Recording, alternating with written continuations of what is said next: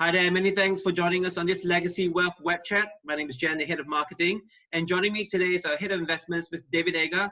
Dave, how you doing? Just give us a smile for once. Just a smile for once. Hey. How are you, Jen? I'm not too bad, mate. So on this week, we're going to talk about your article, and it focuses on the US presidential elections, which will take place a couple of weeks from now, the 3rd of November. And we're trying to see whether it impacts the stock market, and is there a difference if there's a Republican or Democrat president sitting in the White House?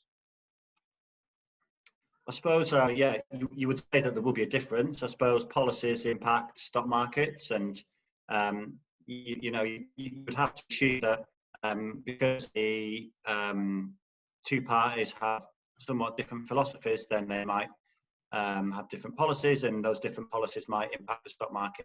Yeah, but I think if the question is one party or the other better for the stock markets in general, the research does not suggest that that's the case. So yeah. Yeah. So let's take a look at a chart that shows the past 14 presidents.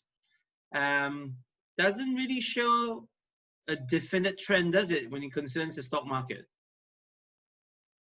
No, there's no trend. Well, in fact, if you run regression analysis on this, there's a slightly better performance from the stock markets when there's been a Democrat in the White House.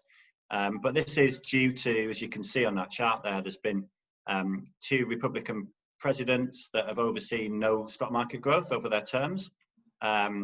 One being George Bush Jr., who was at the helm when the GFC struck, and Richard Nixon under his, when he was at office, there was no growth in the stock market there. And then obviously if you go back to start of the previous century, the Great Depression, then Herbert Hoover was in office. But again, I think it's a stretch to suggest for a second that the fact that there was a Republican in the White House had anything to do with those economic events, or maybe some people would say that actually.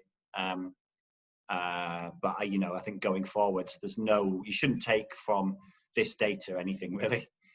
So yeah, there'll be an impact on the stock market depending on the policies that the winner of the election the next few weeks. But yeah, in terms of which parties are at the helm, then no, there's nothing we can take from that.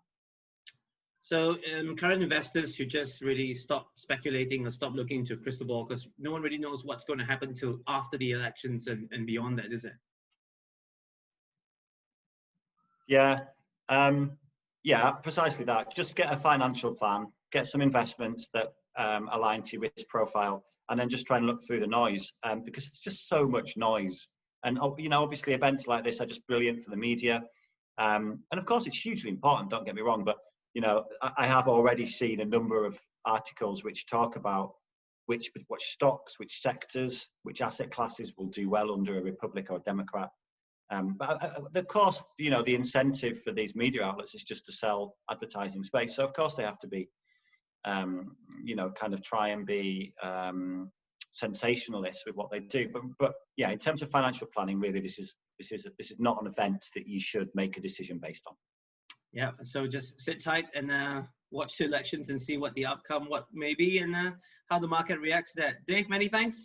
Take care, and thank you for watching this Legacy Wealth web chat. If you've got any questions for us, you can find us on our website, legacywealth.sg, or on Facebook or LinkedIn. I've been Jen. Here's been Dave. Thanks for watching. We'll see you the next time. Bye-bye.